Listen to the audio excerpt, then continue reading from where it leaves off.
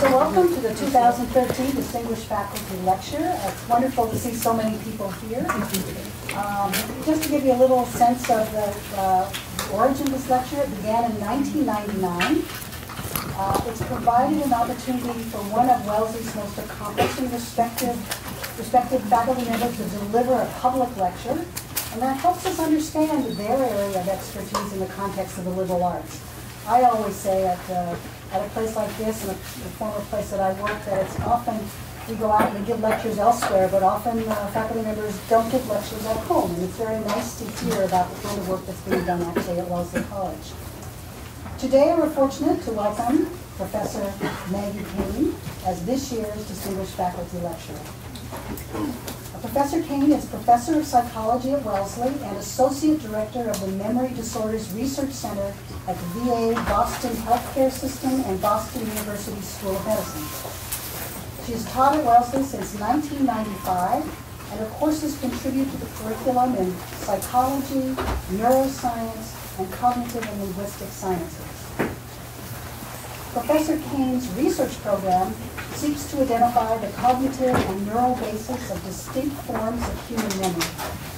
Her research examines memory processes that operate outside the conscious awareness, processes that may be fully functional despite an absence of conscious memory of recent events and experiences. She also explores interactions between episodic and semantic memory, the role of memory in envisioning the future, and the relationship between long-term memory and working memory. She is the author or co-author of many publications and has served as a reviewer for the Oxford Handbook of Cognitive Neuroscience and as a reviewer, grant reviewer for the National Institutes of Health, the National Science Foundation, and the Alzheimer's Association. Professor Keane was a recipient of the Radcliffe Bunting Institute Science Fellowship, and she held the Wellesley College Class of 1996 Associate Professorship from 2004 to 2007. Last year, she received the Anna and Samuel Pinanski Teaching Prize at Wellesley. Both students and faculty agree that Professor Keane's love of her subject really helps us to understand the mysteries of the brain, and this kind of love is kind of infectious in a way that really appeals to her students. Maggie, I know you're going to transfer some of that enthusiasm to all of us here today. I must say that I'm very curious about your handout, and unlikely I didn't look on the second page. The title of today's lecture is Remembrance of Things Past and Future, Insights from Amnesia. Please join me in welcoming Maggie Keane. Thank you.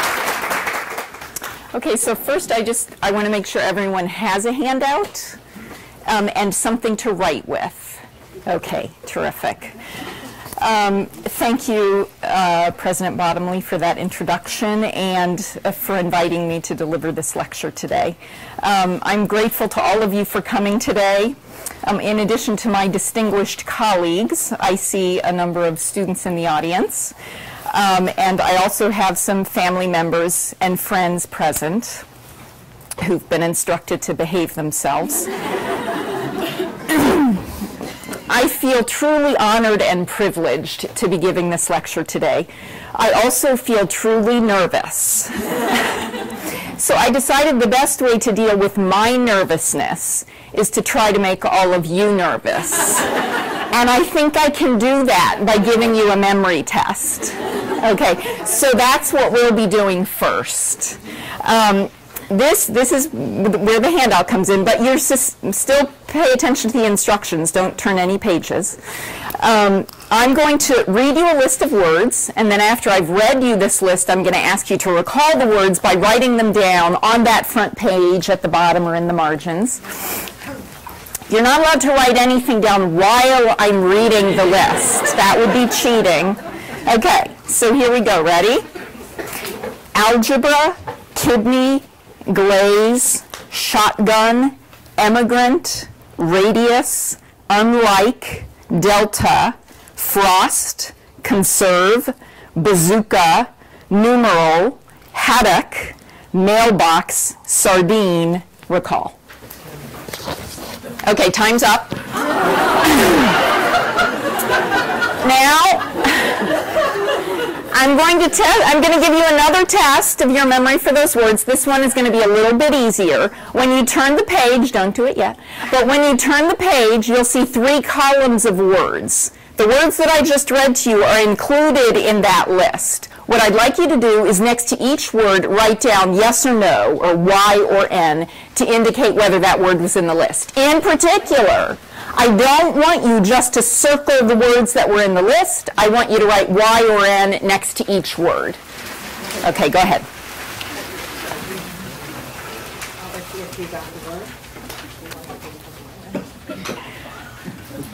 Okay, everybody got through the list? Okay, now you can relax. The memory test is over. But before I start seriously talking, I want to do just a couple more things. The first is a word puzzle and then a little picture task, and then I'll start everything. So I don't know how many of you have ever watched the TV show Wheel of Fortune. I know you probably don't have time for anything like that, but in that show, you have to fill in, complete the phrase by filling in the blank letters. That's what this little word puzzle is like, except they're just single words with letters missing. And I'd like you, it's going to be on the next page, but hang on. So I'd like you to try to make a word out of each of those word fragments by filling in the missing letters. But the important thing here is speed. I don't want you to dwell on any single item. If you can't get it right away, move on to the next item. I'm going to give you like a minute and a half to do the whole thing, okay? Turn the page.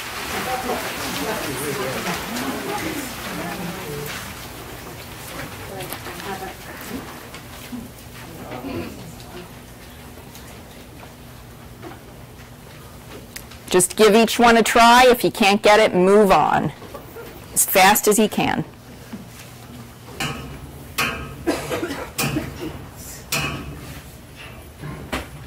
Five more seconds. Okay, speed through the rest. That's it. Okay. Okay, now you can set that aside. Don't think about it. Just put it out of your mind.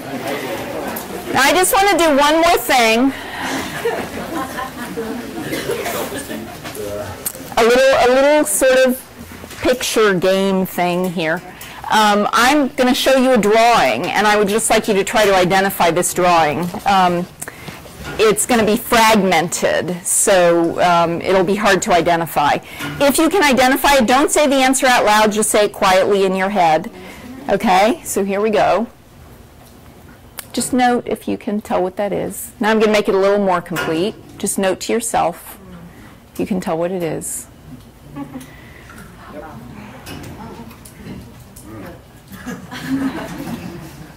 Okay, can anyone tell what this is now? Okay, excellent. Okay, all right. So now, now I'll get serious. We'll talk about all of that later. I'll come back to it. So one of the remarkable things about our understanding of human memory is how much of that understanding has come from studying individuals who have lost the capacity to remember. Amnesia is not a common problem, and it can occur for a variety of reasons, including stroke, head injury, and certain brain diseases. Now, rather than telling you about amnesia in the abstract, I'd like to start by telling you the story of a man who became amnesic in 1953 as a result of surgery to treat epilepsy. He's been known in the literature by his initials, HM, and he's probably the most well-studied single individual in the scientific literature. It wasn't until his death in 2008 that his identity was made public. Now, although I will focus on HM in my talk, I want to be clear that he's not the only amnesic person who's contributed to this research effort. In fact, my research program is centered on amnesia, and my colleagues and I at the Boston VA Hospital work with such a population. HM is on the extreme end in terms of the severity of his amnesia. Like all sorts of conditions, amnesia can vary from mild to severe, so he's on the severe end. So I want to share with you a few key dates in HM's life. He was born in 1926. He was an only child and had a normal, unremarkable childhood until 1942 at the age of 16 when he had his first major seizure. Now, over the next 11 years, his seizures increased in severity and frequency to the point where they were incapacitating. He couldn't hold down a job, he couldn't lead a normal life, and his condition didn't respond to the medications that were available at the time. So in 1953, at the age of 27, he underwent a radical procedure in an attempt to treat the epilepsy. And this procedure was a bilateral medial temporal lobe resection performed by Dr. William Beecher Scoville. Just to give you an idea of the brain structures that were removed, so this is a view of the brain from the outside. This is the left hemisphere of the brain, and you can see the 4 lobes labeled. You have one of these on the left side and one on the right side that looks just like it. If I were to cut the brain down the middle to expose the middle surface or the medial surface of the brain, it would look like this. So this lobe right here is the temporal lobe. This is the medial surface that corresponds to this outside surface of the brain. So that's the medial temporal lobe. And a critical structure in the medial temporal lobe is the one that's highlighted in yellow. That's the hippocampus. So HM had a bilateral, meaning on both sides of the brain, medial temporal lobe resection, which just means removal. So he had removal of those structures. Now, the rationale for this surgery is that epileptic seizures are caused by abnormal brain activity that has a focus in some small part of the brain. Once that activity starts, it then spreads to other parts of the brain, and that corresponds to seizure activity spreading across the body as the activity in the brain reaches parts of the brain that control different parts of the body. So the rationale for this surgery is that if you can remove the tissue where the seizure is starting, you might reduce or eliminate the seizures. Now, typically, surgeons try to figure out in any individual person, they try to locate where that abnormal activity is starting so that they can make as restricted a removal as possible. In HM, they were unable to locate where his seizures were starting, but they knew that the medial temporal lobe was a common culprit for seizures, so they removed that tissue on both sides of the brain. Now, the operation was successful in the sense that it did largely control his seizures. It did reduce his seizures dramatically, but it had a tragic side effect, and that was the amnesia. And this was first reported in the literature in 1955 by a neuropsychologist named Dr. Brenda Milner. Now, when I talk to people about amnesia for the first time, I feel like I need to tell them that they have to sort of unlearn what they've learned about amnesia on TV and in the soap operas. So in soap operas, somebody gets hit on the head and they wake up in the hospital and they don't know who they are. They have loss of identity, they don't recognize the people around them, and their past is a complete blank. But they can sort of pick up the pieces and form a new life and build new relationships, and sometimes they even become nicer people as a result of it. So in real life, amnesia that results from damage to the brain is almost the opposite of what you see on the soap operas and on television. When HM woke up in the hospital, he knew who he was. He didn't have loss of identity, and he recognized the people around him who were familiar to him, and he could remember events from his prior life. What he couldn't do, and what is actually far more incapacitating, is that he couldn't form new memories from that point onward. Now, to put this in a slightly more technical way, so here we have time going this way. If this is the onset of amnesia caused by injury or illness, or in this case surgery, Loss of the ability to retrieve memories prior to the onset of amnesia is referred to as retrograde amnesia. Loss of the ability to form new memories is called anterograde amnesia.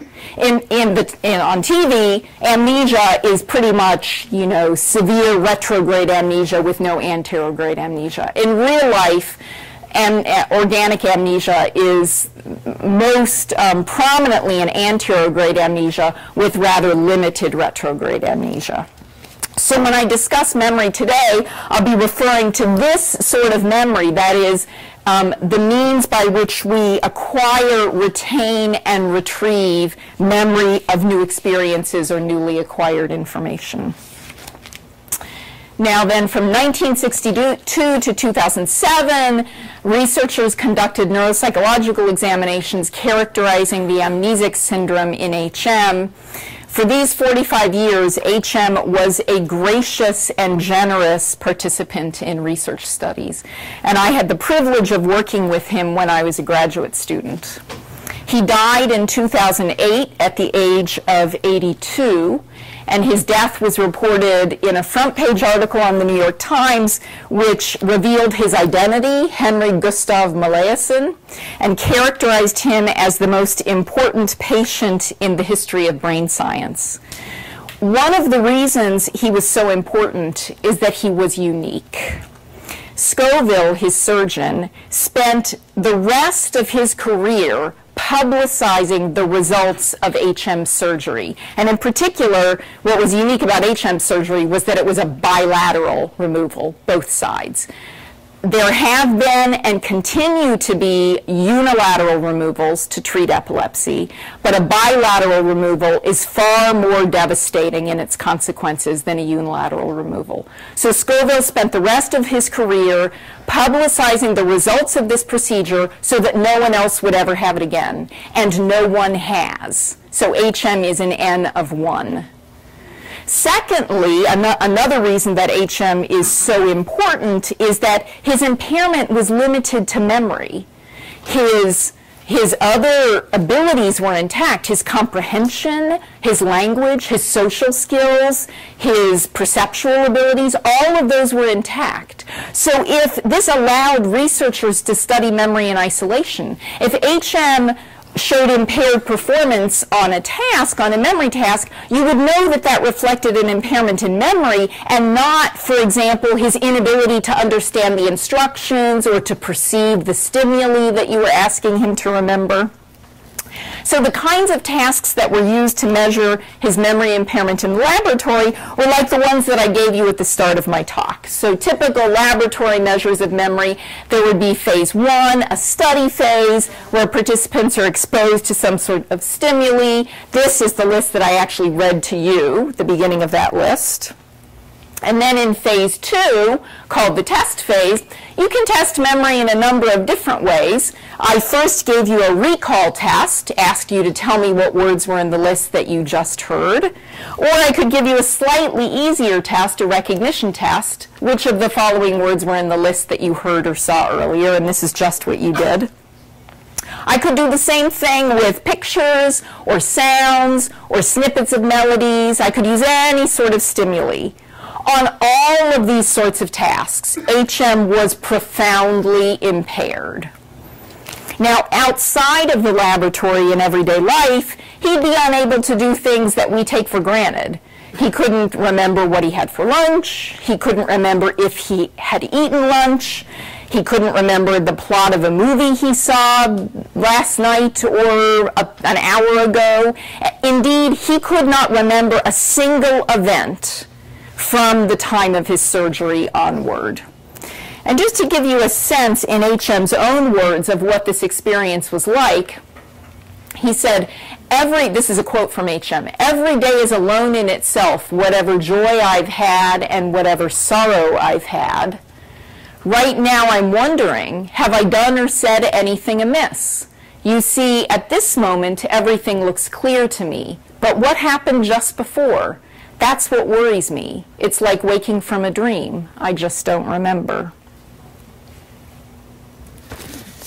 So just to give you a sense of the severity of his amnesia from my own experience with him, so he would travel. He lived in his older years in a nursing home after his parents had both died, because he couldn't live independently. He lived in a nursing home in Connecticut, and he would come through our research center a couple of times a year for a couple of weeks to participate in research studies. So I might spend several hours with him in a row on any given day.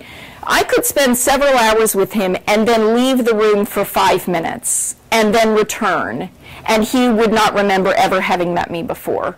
I would be a completely new person to him. If you showed him a current picture of himself, he would identify that picture as his father. Because in fact, in his 60s or 70s, he did look like his father did at the time when HM was 27 and had his surgery. Now think about this for a minute. HM saw his own face in the mirror every single day when he would shave, and sometimes multiple times a day because he would forget that he had shaved and he'd do it again. So he was seeing his face in the mirror all the time, and yet he never learned the evolving appearance of his face. He didn't know his own age. Remember, he was 27 when he had his surgery. When I worked with him, he was in his late 60s, early 70s. And if you asked him how old he was, he would typically guess something between 27 and 35 years old. So he was either not sensing any passage of time since his surgery, or he was sensing, 8 years since the time of his surgery. But he had no idea that 30 or 40 or 50 years had passed since his surgery, because those years were not filled with events that he could remember. Now, an interesting discovery at this time was that HM not only had loss of memory for personal events and experiences, but he also lacked knowledge of the concepts and ideas that had entered the culture since the time of his surgery. Now, this discovery was theoretically interesting because some researchers had argued that there were distinct brain mechanisms underlying the ability to establish and retrieve what we call episodic memories and semantic memories. So to give you an example of these two types of memories, remembering that your dinner companion ordered escargot last night, that's an episodic memory. You're remembering a personal episode. Contrast that with remembering or knowing that escargot is a French appetizer made of snails. That would be referred to as semantic memory, which is kind of like, another word for that would be knowledge, things that you know about the world. So clearly, HM was impaired in acquiring episodic memories. The critical question was, what would his ability be to acquire new semantic memories, and would that ability be spared? So to address this question in the late 1980s, researchers examined HM's knowledge of words that entered the language after 1953, the onset of his surgery, at the time of his surgery. And so they tested his knowledge in a couple of different ways. The first was to give him a multiple choice recognition task where they would give him a word and they'd give him 4 choices of definitions. And I'd like to show you some of the choices that he made for different words. Aerobics, the performance of dangerous stunts high in the air. Granola, a portable keyboard wind instrument. Software, expensive clothing made of a soft twilled fabric. Smart, reasonable, right? These are definitions generated by HM. When he wasn't given choices, he was just asked, tell me what this word means. Or this phrase, Watergate, a city or town in Pennsylvania or Ohio. Brownie point, a cookie with a pointed shape. Jet lag, when jet planes are slowed down. Angel dust, dust made by angels, we call it rain. And soul food, forgiveness. So this illustrates 2 things. One, that HM had not learned those concepts that entered the language, but it also illustrates what I mentioned earlier, that his reasoning capacities were preserved. These are really smart, reasonable definitions given what the material that he's working with here. So we learned from HM that the hippocampus and surrounding structures in the medial temporal lobe that were removed in HM are critical for establishing new memories for events, experiences, facts, and concepts. That is, for acquiring both episodic and semantic memories. Now, what I've described so far characterizes a period of research that revealed again and again the scope and the depth and the severity of HM's amnesia. But in the early 1960s, something remarkable happened. Brenda Milner, who I mentioned earlier, discovered that despite his dense amnesia, despite his virtual inability to remember from one day to the next, or even from one moment to the next, HM could, on certain tasks, show evidence of memory that extended not only across minutes, but also across days. And the task that Milner used was what's called a mirror tracing task. Now, what you do in this task is you trace a geometric figure like a star with a metal stylus. What makes this task hard is that the figure and your hand are obscured from direct view by a board, and you can only see them as they are reflected in a mirror across from you. This is really hard. I've done it, okay? You're sitting there and the diagonal lines are a killer. You see what's happening in the mirror and you think you know which direction you need to go to trace the star, and you just keep falling off that pattern. Every time you fall off the pattern, that's counted as an error. The apparatus is designed so that it can measure every time you fall off the pattern. So now I'd like to show you HM's performance on this task. He had 10 tries at this on each of 3 consecutive days. So what you're seeing here on the y-axis is errors per trial, so a high score is bad. What you're seeing is that he starts with lots of errors, lots of falling off, and then with practice, he gets better. And then he comes back 24 hours later, and look at, he almost picks up where he left off the day before. And then again, 24 hours later, picks up where he left off the day before. Now keep in mind that each day when he comes in, he doesn't recognize Brenda Milner. When he's asked, have you seen this apparatus before, he says never. And she gives him the instructions again, sit down, trace the star, and he sits down and he does it with this increased skill. So his memory for that prior experience was manifested in improved performance in the task. I'd like to step back and consider memory more broadly. So far today, I've used the word memory to refer to instances in which we're trying deliberately to remember something. I ask you to remember words in the list, things you've done or seen recently. These are examples of what we now call explicit memory. Explicit memory is the deliberate recollection of prior experience. But in fact, memory encompasses far more than those instances in which we deliberately and explicitly try to remember something. Memory is at work any time that behavior is shaped or affected by prior experience. So for example, gaining expertise in swinging a tennis racket. Being able to solve a math problem more quickly because you've solved other ones like it before. Those are examples of memory. In these instances, memory for that prior experience is manifested implicitly in your behavior, even if you are not consciously or deliberately remembering the experience that gave rise to that change in behavior. So we call this kind of memory implicit memory, which is the influence of prior experience on behavior, and this can occur outside of conscious awareness of that prior experience. Now, improvement in a mirror tracing task, like the one I showed you with HM, is a kind of implicit memory that we call skill learning. It's also sometimes called procedural learning, getting better at a task with practice. Now, I think that early on, Brenda Milner's discovery of preserved mirror tracing performance in HM, I think that that finding was not really appreciated at the time because people a little bit dismissed it. Oh, that's muscle memory, that's motor memory. That's not really memory. That's sort of something else. And the full import and significance of that finding wasn't really appreciated until other forms of implicit memory were found to be intact in amnesia.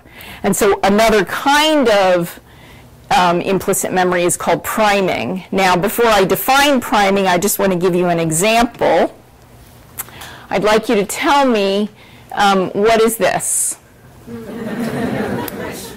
Do you know? Okay, this is the most fragmented version of the elephant. And I believe that few, if any of you, could identify this the first time around. But you can identify it now. I'm simply asking you to identify a picture.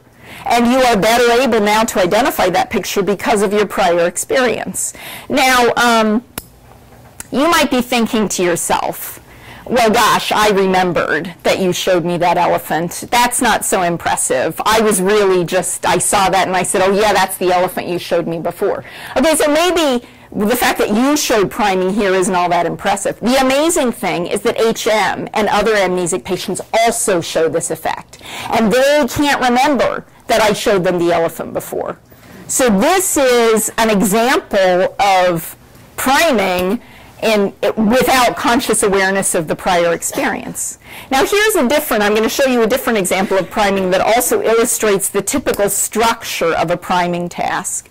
So typical structure is there will be a phase 1, exposure to stimuli. So for example, I might show you necktie and twinkle.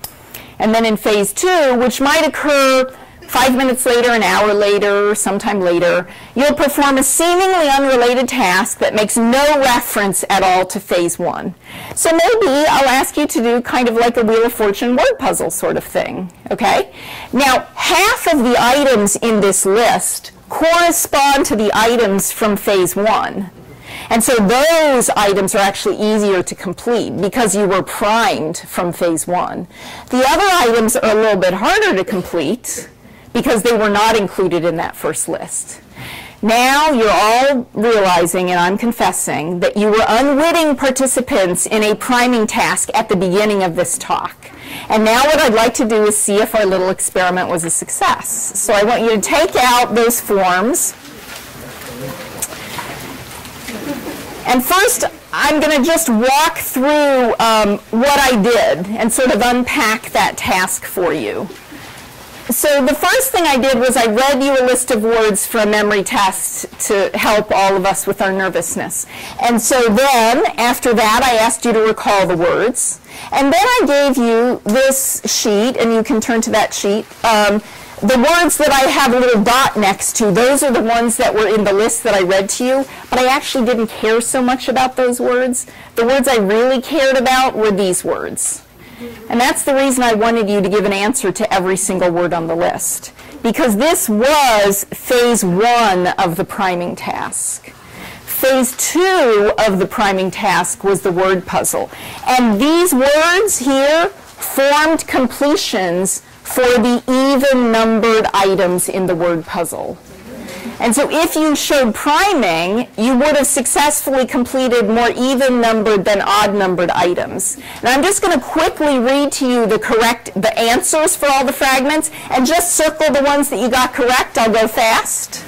So the answers are eggshell, necktie, hypnosis, racket, sailboat, twinkle, clarinet, backyard, silicon, lemonade, eclipse, fracture, flicker, spotless, outbreak, whiplash, spinach, windmill, airline, and lipstick. Now I'd like you to count up how many even-numbered and how many odd-numbered items you correctly completed. And this is the moment of truth. If you completed more even-numbered than odd-numbered items, raise your hand. Oh, thank goodness. Okay. Look around the room. Keep your hands up. Look around the room. Almost everybody, okay? Now, let me just say that this won't necessarily work at the level of each individual person because there will be idiosyncrasies. Some fragments for you might be easier than others if you do crossword puzzles all the time or something like that. But in the aggregate, it's a very robust finding that you'll be better able to complete those fragments for which you were primed. Maybe? Yes. For those of us who didn't, could I see if there's anybody else? Oh, sure. Anybody who went in the wrong direction, more even than odd? Okay, so there are like 6 I count. Anyone who's the same in both, we have to be fair. Okay. Okay. Don't take it personally. Okay, now the really interesting thing again, the really interesting thing is not so much that you people showed priming, but that amnesic people show priming on this task. An amnesic person can't, HM for example, can't even remember that I showed a list of words, much less what the words on that list are. And yet, like someone with an intact memory ability, he'll be better able to complete those fragments that were primed than the ones that weren't. So studies in amnesia have revealed the existence of 2 dissociable or separable forms of memory. This discovery was revolutionary. It permanently altered the way we think about human memory, demonstrating that different kinds of memory depend on different parts of the brain, and that some forms of memory can operate outside of conscious awareness of prior experience. So, for example, some forms of memory, like remembering what you had for breakfast, are impaired in amnesia, and so must depend on the medial temporal lobe, and especially the hippocampus, those structures that are damaged in amnesia. Other forms of memory, like skill learning and priming, are intact in amnesia, and so they must depend on structures outside of the medial temporal lobe. They must depend on structures that are intact in amnesia. What I won't have time to do today is to talk about the work that our lab and other labs have done to identify the structures that actually mediate priming on, that mediate implicit memory effects, what those structures actually are. Now, all of us with intact memory have implicit and explicit memory processes at work all of the time. We're just not aware that each of these memory processes operates by its own rules and depends on different parts of the brain. This discovery in amnesia revealed a fault line among memory processes that operate together seamlessly in normal cognition. So you can think of ordinary cognition as a symphony orchestra. And amnesia has allowed us to tease apart the string section from the brass section. Now, in the last few minutes of my talk, I'd like to touch on a new phase of research in amnesia that's turned our attention from memories of the past to visions of the future. Nearly 30 years ago, Endel Tulving, who is a giant in the field of memory research, suggested that a unitary mechanism underlies the uniquely human ability for what he called mental time travel. What he meant by this is our ability to bring vividly to mind personal experiences from our past, that is, to remember, and to bring vividly to mind hypothetical scenarios of the future. Now, let's think about this for a moment. I'm going to sort of repeat it in a different way. Tulving was suggesting that our experience to remember the past and to imagine the future, that those two things were the product of the same machinery. Amnesia provides a unique opportunity to test his idea. Will amnesic individuals have trouble imagining the future? Tulving actually had anecdotal support for this idea from an amnesic individual known as NN. This is an excerpt, a transcript from an interview he had with NN. So Tulving said, let's try the question again about the future. What will you be doing tomorrow? There's a 15-second pause. NN smiles faintly, then says, I don't know. Tulving says, do you remember the question? NN says, about what I'll be doing tomorrow. Tulving says, yes. How would you describe your state of mind when you try to think about it? There's a 5-second pause. NN says, blank, I guess. And then when asked to provide an analogy for this experience of blankness, NN said, it's like being in a room with nothing there and having a guy tell you to go find a chair, and there's nothing there. Now, it would be about 20 years before Tulving's intriguing proposal was investigated in a more systematic way in amnesia. This included studies from our lab and other labs.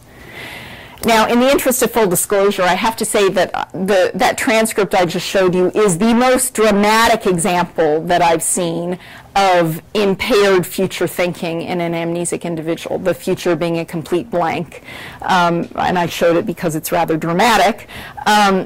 Individuals who are less severely amnesic than NN don't experience a complete blank in their future, just as they don't experience a complete blank in terms of memory. But their conceptions of the future are sparser and less detailed than those of individuals with an intact memory.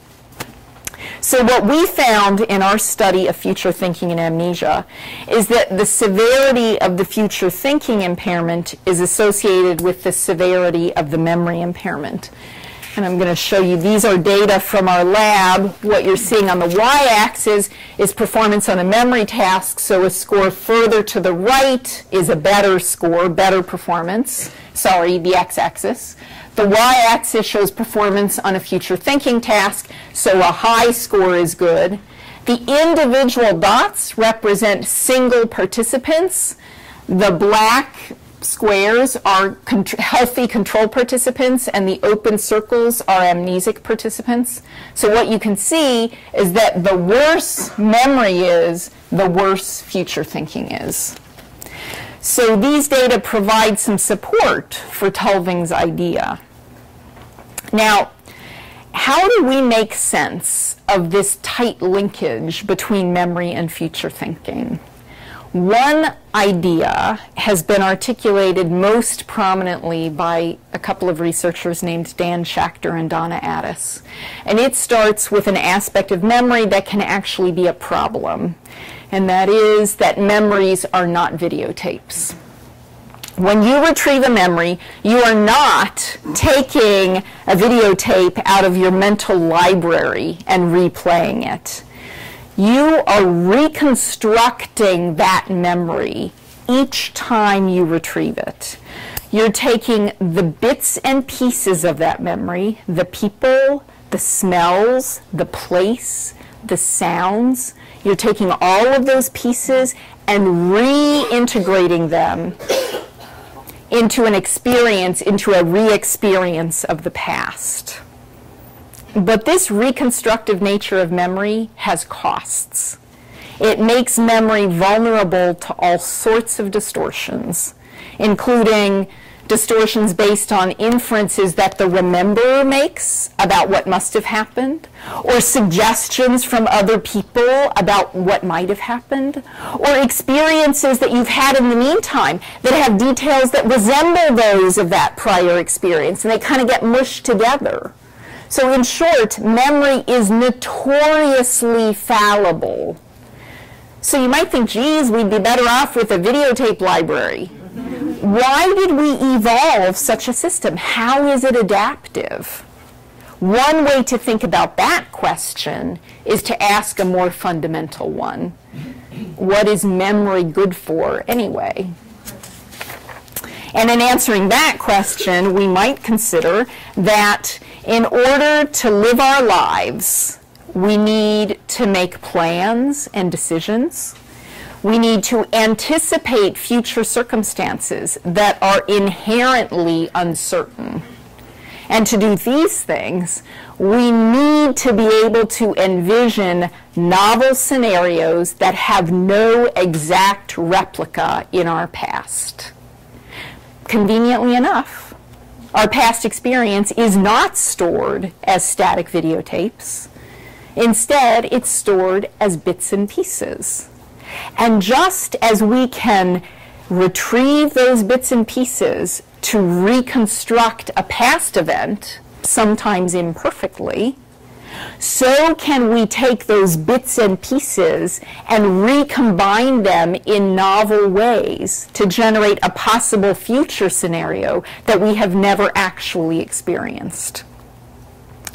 This discovery in amnesia of a tight linkage between memory and future thinking was key to this insight about the adaptive value of memory's reconstructive nature.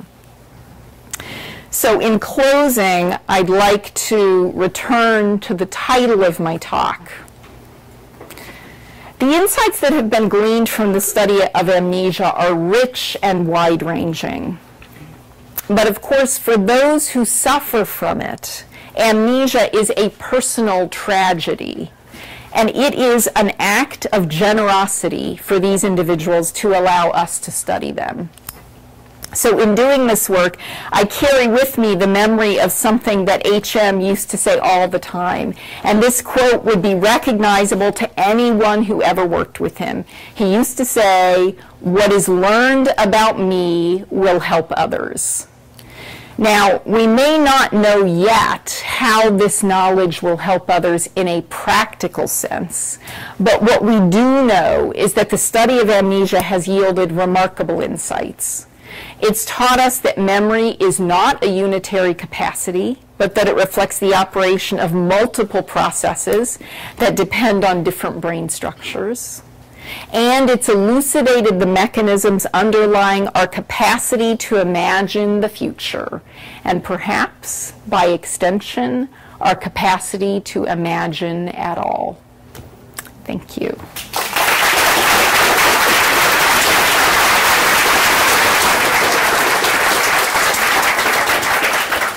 So I left time for questions. Howard. Going back to H.M. in that experiment where you can't see except in the mirror, Yeah. how did he remember the instructions? Oh, he didn't. You didn't tell him over. Brenda Milner gave him the instructions again. But constantly throughout the Oh, perfect. Yeah. Anytime we're doing a task with an amnesic participant, we repeat the instructions, or we have a little card in front of them that says what the instructions are, so it's there constantly. Yeah. Other questions? Marty. There was a book I read called The Housekeeper and the Professor. Oh, someone just gave me that book. The person whose memory lasts, I can't remember. 80 minutes. 80 minutes later. And I'm just wondering whether that's possible. Or is that just made up? What that reminds me of is actually one of my favorite amnesia movies, which almost gets it right. It's sort of a kind of an awful movie in some ways, 50 First Dates. Like, it's kind of an awful movie, but it's like, I haven't read the book yet, but it's like this book in that what it does, it's a textbook example of amnesia, except that instead of losing stuff right away, this character in the movie is able to retain it for, I think, a day. And in the book, this person's able to retain it for 80 minutes. That's actually very, very unusual. We have one person right now in the laboratory that we're working with who seems to have this unusual ability to hang on to stuff for, we're not sure exactly how long, but something like 18 or 24 hours, very unusual, and we're sort of trying to understand what that's about. For this professor, he writes notes to himself and puts them all over his body so that he can remember.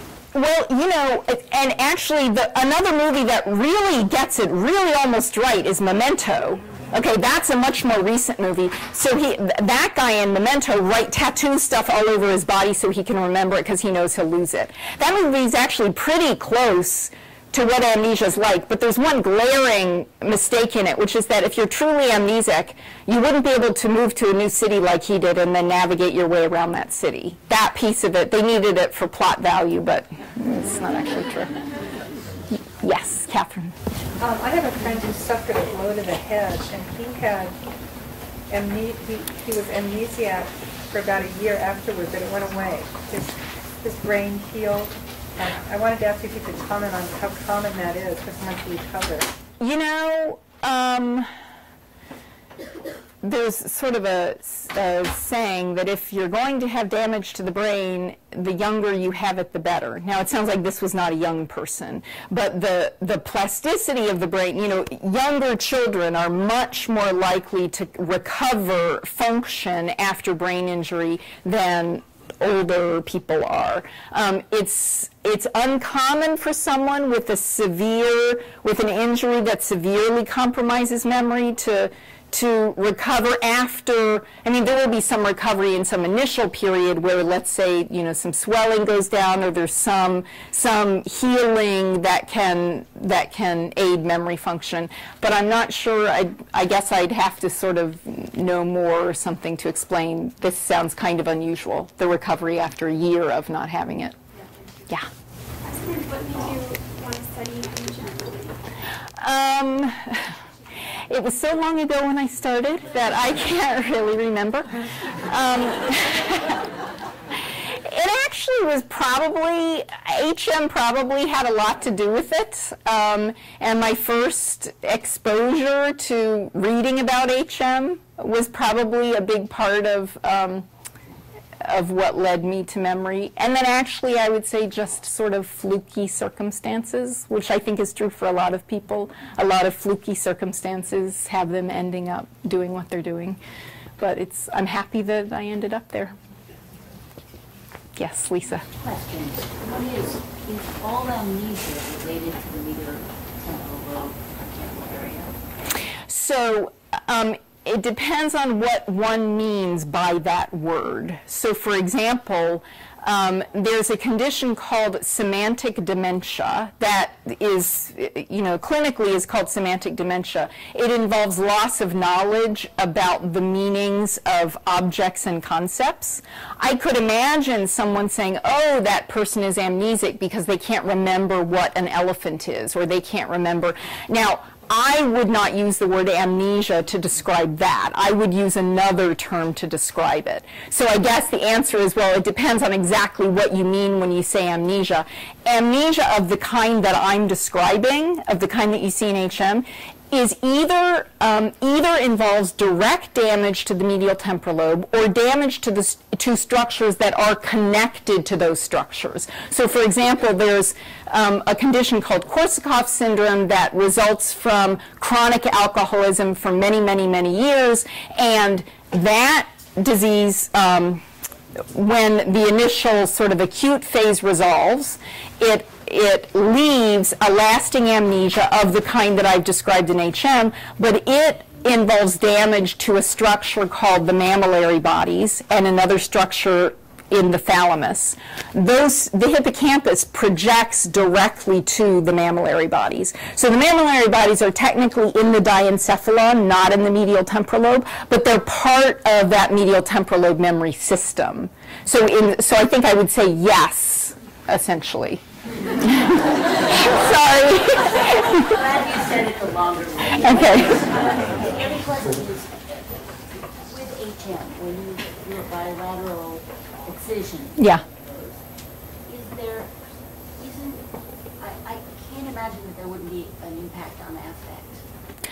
Oh, that's a great question. And actually, even more so, because what I didn't mention is that in addition to the hippocampus, he also had removal of the amygdala, which is right in front of the hippocampus. So I heard a ah in the room. So a number of people know that the amygdala is involved in emotion and emotional processing. And so that question often comes up. So did this removal affect HM's emotion? And here's the unsatisfactory answer to that question. HM, consistent with the amygdala removal, was kind of placid, not very emotional, not many highs and lows. He was just kind of placid. And so you'd say, oh, that's because of the amygdala removal. But his family said that he was always like that. That's what makes it unsatisfactory. So I guess that's the answer. It's hard to know because he always sort of had this personality. Yes. Did he know that he had amnesia? Oh, that is such a good question. Well, he said, the quote that I mentioned, he said, I know that what is learned from me will help others. He knew that he had a memory impairment. That in itself is a puzzle. That's something I've thought a lot about. So I don't know, some of you may have ideas about this. The only sort of way that I sort of can figure that one out is that he can remember a time prior to the onset of his amnesia. He can remember a time when he did have a sense of continuity from one day to the next and could remember from one day to the next. He can compare that experience, this may be too convoluted, to his current experience and recognize the difference. Maybe that's it, or maybe we just don't know why it is that he's aware that he has a memory deficit, but that's kind of a puzzle. Yes? I was curious if you had ever worked with Clive Waring. No, but he's a famous British amnesic individual who's actually quite public and has been on TV, and he also, there's some similar quotes from, his amnesia resulted from viral encephalitis actually, but it involved damage to the medial temporal lobes like HM. He talks about a little bit like at HM, the idea of continually waking from a dream, and he writes in his diary, okay, I feel like I've just woken up again and again and again. So he's similar in kind. That's definitely similar in kind to what you see in amnesia. Yeah, Jens. Maggie, would HM maybe have a knowledge of his amnesia because he was constantly studying for it? You know, yes, and that could be it, because so the constant repetition could underlie that, although the constant repetition, for example, exposure to his face didn't teach him the appearance of his face. But can I just tell one funny story because that relates to this? So one time, with constant repetition, one time I was with another colleague, we were walking HM down the hall, and we passed the lounge where the TV was on, and the TV show Magnum PI was showing. And we walked by, and he glanced in there, and he said, "Oh, Magnum PI." And we just, like, practically fell on the floor. And so we sat him down, and we said, okay, so who's Magnum PI? We started to probe his knowledge of Magnum PI. He pretty much couldn't tell us anything else, right? Beyond Magnum PI, he got that much. He couldn't tell us what he did or what the show was about or anything else at all. When we took him back to his nursing home, we found out that Magnum PI was in syndication, and you could watch it about 5 times a day, and he was watching it about 5 times a day. So that actually illustrates that sometimes a little something will get through with lots and lots and lots of repetition, which makes your explanation of his memory impairment, his knowledge of it, a plausible one. The hard thing is to figure out why that works for some material and not others. Yes? Could he learn new physical tests like, you know, tennis? I mean, if he kept doing it, would he improve as he did with the moving of the, you know, drawing the star? So he did show improvement in other laboratory tasks of skill learning. The question you're asking actually sort of couldn't be asked with HM because he was physically not capable because of he was on anti-seizure medication even after his surgery. He had some associated damage to a part of the brain called the cerebellum that's involved in movement. So we couldn't ask the question. Fred. Any way to tease apart the storage and retrieving of the memory? You know, help with one and not the other? So that question is actually one that was so the question is, can you tease apart storage versus retrieval of memory? That was a very hot question in the field for a while, about 20 years ago. There was a lot of argument about it. In some sense, though, it was, people a little bit gave up on it because you can only test memory at retrieval when you're asking someone to remember something. So there's a limit to how can you get to the storage question in a way that doesn't involve asking someone to retrieve. So if they're impaired at retrieval, can you know whether that is a retrieval or a storage impairment? It's actually hard to tease those things apart. Oh, yes? Any studies that you know of that they're doing with people that have photographic or auditory memory, where they hear or see something once and they never forget it? Functional MRIs? Can I answer a different question? Because I don't know of studies of the kind that you're describing of an individual who has photographic memory. But there are individuals who have what's termed superior autobiographical memory, and that is you give them a date in their life 10 years ago, they can tell you exactly what they were doing on that day all day long. There are a couple of researchers in California, Jim McGaw is one of them, who are studying these individuals. The actress Mary Lou Henner is one of them. You can basically pluck a date from any time in her life, and she can tell you everything she was doing that entire day. And so the reason I chose that question instead of the one you asked is that is an example of, these are examples of people who have unbelievably unusual and amazing autobiographical memory. And in fact, Mary Lou Henner says it's easy to win fights with her husband because she can always remember exactly what he said right before. So those studies, and there have been imaging studies done with those people, and what they found is that they tend to have enlarged temporal lobes, which is not surprising given the location of memory structures in the temporal lobes. And they also tend to have an enlarged, what's called a caudate nucleus, which is a part of another part of the brain that's actually often implicated in people who have obsessive compulsive disorder. And these individuals who have superior autobiographical memory often have OCD tendencies. So those two things kind of go together. The research on that hasn't advanced much beyond that at the moment in terms of our understanding of it. But those individuals, by the way, they perform no better than your average person on laboratory tasks of memory, like remember this list of words. So it's something that's restricted to autobiographical memory. Mike? I noticed when you were describing implicit and explicit memory that what you said out loud involved reference to consciousness. What was on the I knew you were going to ask that question. Is whether the recall is conscious or not essential to what you mean by explicit, or should I not think? Oh, when I talk about explicit memory, I'm absolutely referring to deliberate, explicit, conscious reference to a prior episode. Yes. Yeah. Thanks. Yeah. So are animals that demonstrate forms of explicit memory? Say that again? Oh, you're going to ask me that question. You're going to ask me if animals are conscious.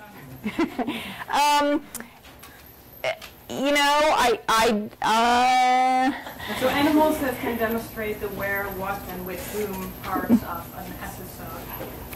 See, I'm going to try and wiggle my way out of that question by saying it depends on what you mean by consciousness, right? So if remembering the where, what, and when of something is sufficient to render an organism conscious, then I would say yes. For explicit memory. This is memory, right? Say again? Sorry. So where, what, and when is necessary to consider something an explicit memory? Yes. Which I think we agree on. Yes. Memory is a where, what, and when. And explicit memory is specifically conscious, then it would argue that those animals are conscious. Yes, although the reason I'm wiggling a little bit is that I think there are other definitions of consciousness that would not restrict themselves to explicit memory. And so that's why I'm wiggling. But a necessary condition might not be sufficient. That's right. Right. Any other questions?